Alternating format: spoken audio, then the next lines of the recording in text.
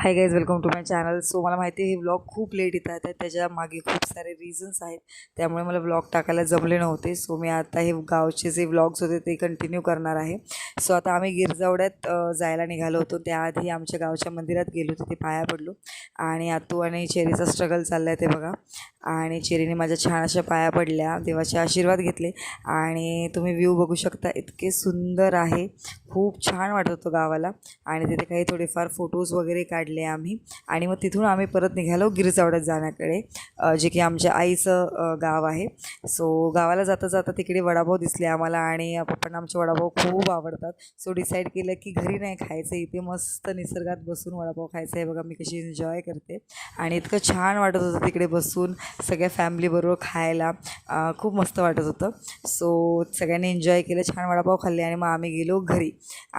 आणि त्यानंतर काय झालं ते बघूया माझ्या नेक्स्ट व्लॉगमध्ये. सो व्हिडिओ आवडला असेल तर लाईक करा. Thanks for watching.